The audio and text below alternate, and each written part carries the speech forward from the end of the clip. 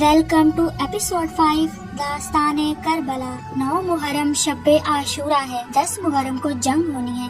تیاریاں جنگ کی شروع ہو گئی، زور و شور سے جنگ کی تیاری جاری ہے۔ اور ایک یزیدی فوج کا کمانڈر اپنے کیمپ میں پریشان یہاں سے وہاں ٹہل رہا ہے۔ اور کے ساتھ اس کا جوان بیٹا بھی ہے۔ کچھ روایات بتاتی ہیں کہ آپ کے بیٹے نے آپ سے پوچھا، بابا کوئی پریشانی ہے؟ بتائیں کیسی پریشانی ہے؟ بابا سامنے صرف 72 لوگ ہیں، ویسا اسلحہ بھی نہیں ہے، ویسی تعداد بھی نہیں ہے، پانی بھی نہیں ہے، پیاسے ہیں۔ بابا یہاں لشکر ہے، ہزاروں کا اسلحہ ہے، پانی ہے، بابا ڈر کس بات کا ہے؟ ایک عالم سے یہ بھی سنا ہے، جب حور کے بیٹے نے کہا بابا ڈر کس بات سے لگتا ہے، حور نے عجیب جملہ کہا بیٹا مجھے جناب فاطمہ الزہرا سے بہت ڈر لگتا ہے۔ حور نے کہا بیٹا تیرے کانوں میں بچوں کے رونے کی آوازیں نہیں آ رہی؟ بچوں کی آوازیں کیا تھی؟ 7 محرم سے بچے پیاسے ہیں، عرب کا صحرا ہے، ریت ہے، گرمی ہے، دھوپ ہے۔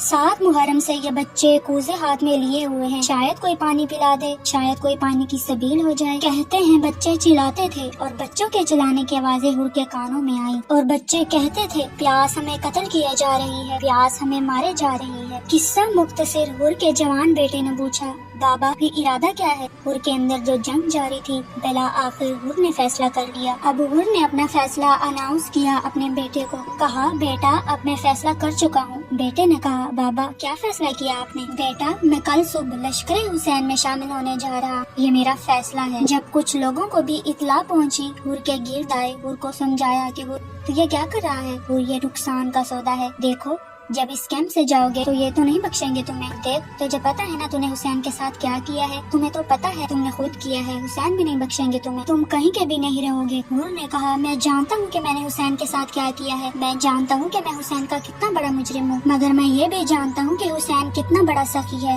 علماء یہ کہتے ہیں کہ حور کے دل میں جو احترام جناب فاطمہ الزہرا سلام اللہ علیہ تھا، بس اس وجہ سے اللہ رب العزت نے حور کو یہ سعادت نصیب کی کہ ایک رات میں جنت کا خریدار بن گیا۔ قصہ مختصر، صبح عاشورہ آ گئی، 10 محرم کا دن آ گیا۔ حور کو اب اس کیمپ سے نکل کر اس کیمپ میں جانا ہے، حور کو اب خیام حسینی جانا ہے۔ کیا کیا انہوں نے اپنے ہاتھوں کو رومال سے بندھوایا، اتنا شرمندہ تھا کہ امام حسین کا سامنا بھی نہیں کر سکتا تھا، تو انہوں نے کیا کیا؟ چہرے پر عبا کا دامن ڈال دیا، اب حور کو دکھائی بھی نہیں دے رہا کیونکہ چہرے پر عبا کا دامن ڈال دیا۔ حور اس عالم میں چلے ہیں، لشکر حسین کی جانب کے بیٹے نے ہاتھ تھاما ہوا ہے۔ اب کیا ہو رہا ہے؟ مخالف کیمپ سے موومنٹ ہو رہی ہے اور دن بھی عاشورہ کا ہے، آج کے دن جنگ ہونی ہے، بات طے ہو چکی ہے۔ تو اب جب یہاں سے موومنٹ ہو رہی ہے تو وہاں خیام حسینی میں حضرت عباس جاتے ہیں، کہا مولا لشکر مخالف سے کچھ دھول سی اڑ رہی ہے، ایسا لگ رہا ہے کہ کوئی نکل کر ہماری طرف آ رہا ہے۔